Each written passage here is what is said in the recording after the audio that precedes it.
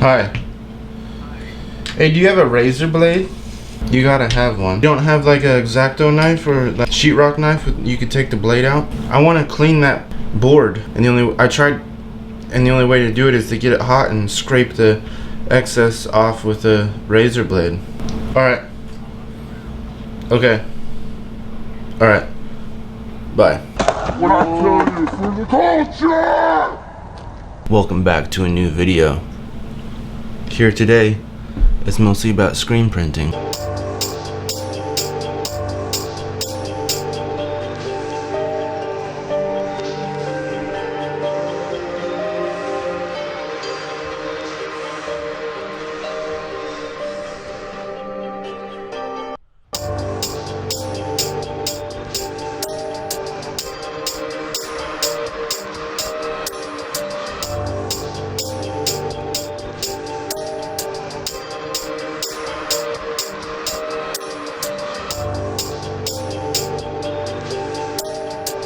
Here today we're going to talk a little bit about screen printing and your shop setup.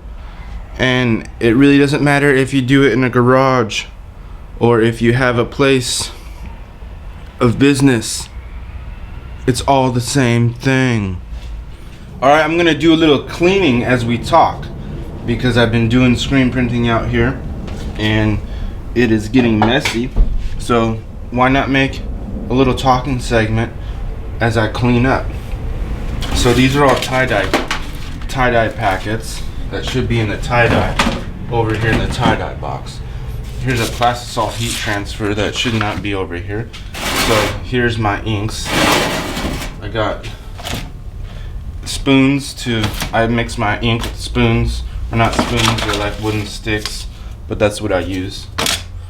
I got white, I got a bunch of ink, and I got ink that so ink that I bought is usually on this side.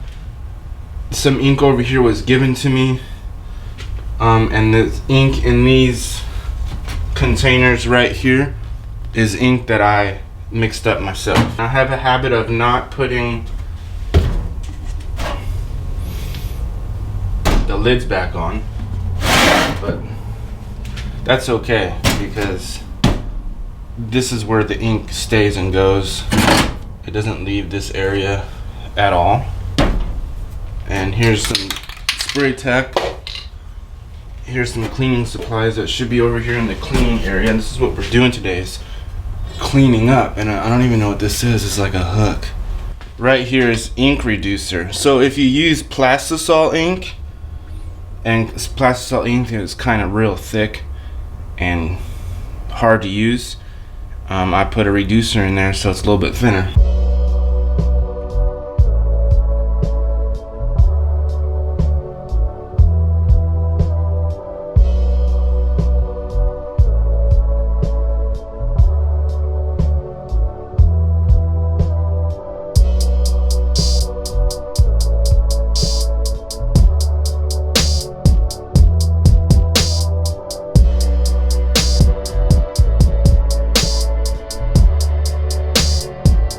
So I do not screen print directly onto the garment anymore. I figured out this new way. Well, it's not new. It's new to me. It's been out for a very long time.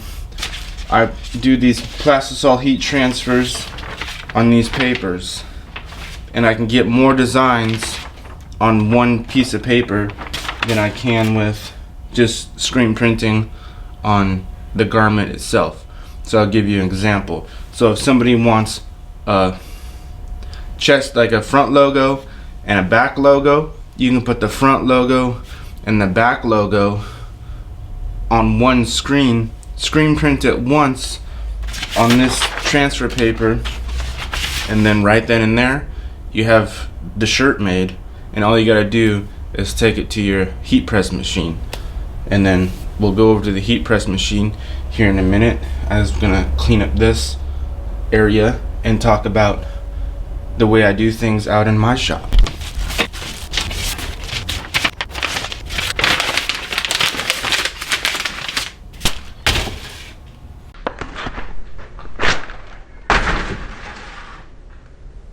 So right here is the heat press. This is where I mostly lay the graphics down on the garments. Like I was saying, I do the heat transfers, the Plastisol heat transfers. I was briefly talking about why it works better for me.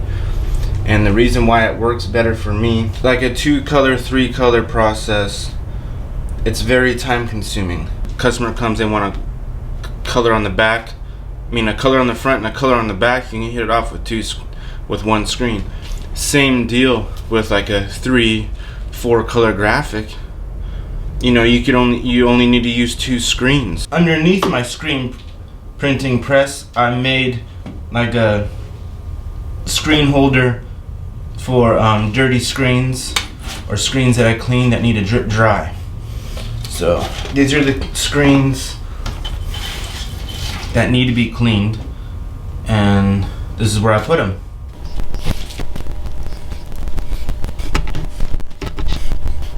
So what I'm doing here is taking off all this lint stuff. It's time consuming, but this is what you gotta do if you wanna get your prints leveled out.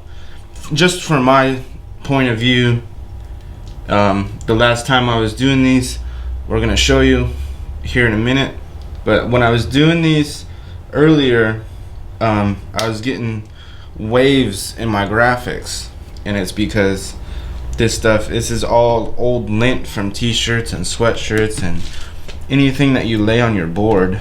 You have to clean your board once in a while because it gets sticky, and it's all the spray tack you spray on there. There's the palette tape. I don't know how much that costs. I might be looking into it just so it's easier to clean. So like, I'm gonna clean the board, put the palette tape on there, and after the palette tape is no good, just rip the palette tape off and put more palette tape on there. Alright, we got this as clean as it's gonna get.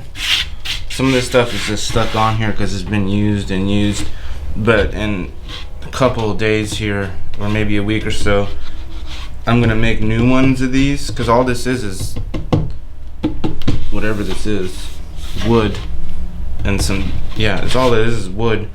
So if I made some of these, and I think it will work better in the long run. So like, I'll have ones for t-shirts, and I'll have ones just for the Plastisol heat transfers. But we're gonna get stuff going, and I'm gonna show you like a step-by-step on how I screen print these days. Alright, I had to change my sweatshirt because I didn't want to get ink on my Crusader shirt, even though this is my tribute to Nipsey Hussle Crenshaw sweatshirt that I made. There's a video about that in the timeline, so if you haven't subscribed and you don't know what I'm talking about, you should subscribe to the channel and then go watch that video. We're gonna lay down some graphics, and the way that I do that is with the paper, and we're gonna talk about that before we start doing it. So this side, I'm gonna dedicate this side just for printing. The other side of the shirt board of the press, I'm gonna dedicate that side just for drying.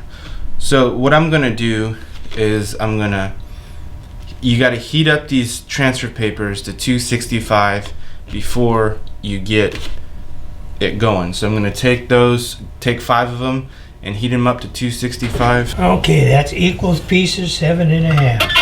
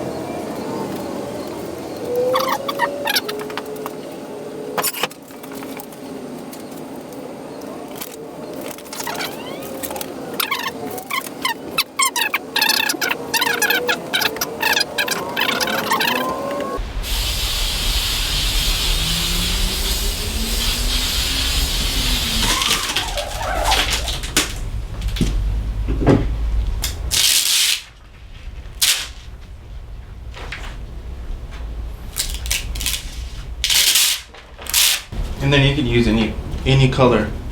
You know that, right? Yeah. Any color.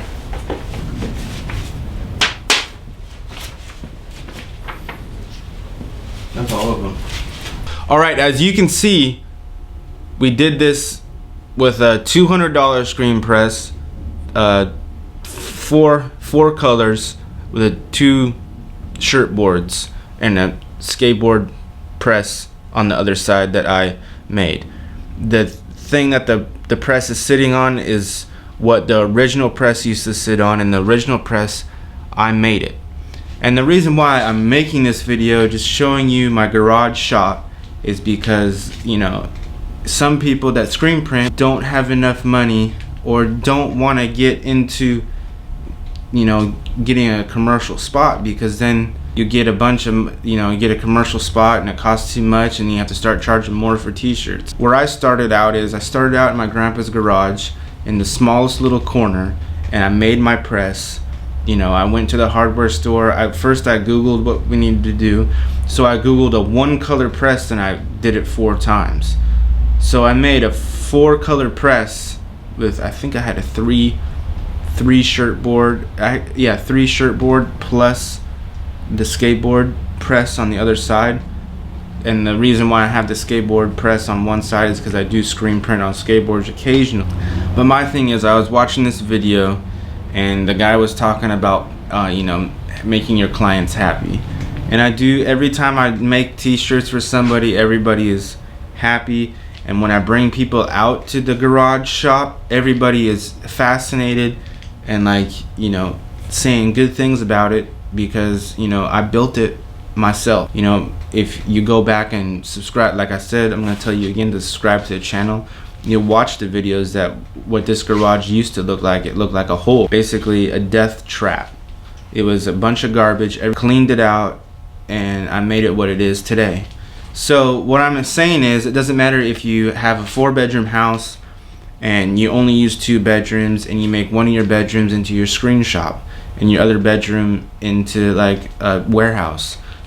So, you know, it doesn't matter how you get the job done. If you get the job done and your work, you have good quality work, that's all that matters. You know, like I said, I brought people out here. People's been out here and helped, you know, I've showed them how I make their t-shirts, and I've taught them how to make t-shirts out here, and, you know, they're very inspired because, you know, half this shelving stuff and stuff was already out here. I just added to it. So again, I want to say thank you for watching. Thank you for subscribing. I stuttered. But the thing is, I don't know how many views we have yet, but we need to get up at least 1,000 more views, and then, you know, you can start supporting the channel that way by watching the videos. Like I said in the other video that I'm about to go edit right now, but you already watched it, we only need is 1,000 more views and I'll be able to start generating more content, and you watch it and you'll be able to support. And then we're having new links put down in the description so you can buy this stuff. So even though that I'm in a garage shop or whatever, you know, I've made lots of money. I made lots of money out of the little corner that I had in my grandpa's garage. At least, you know, $5 grand or more, you know, over time.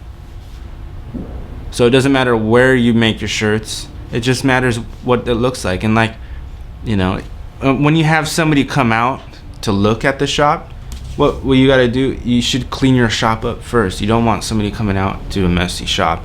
And sometimes when you do start making t-shirts and you get in the groove, it does kind of get messy.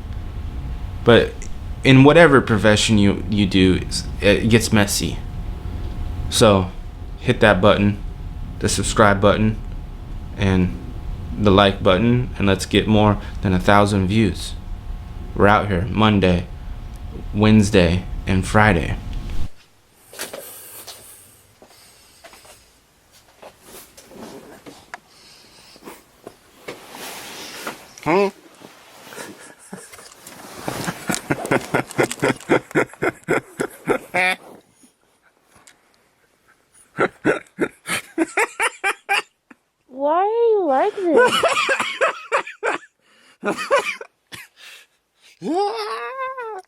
Let's get on the high level. Keep it casual. Let's get on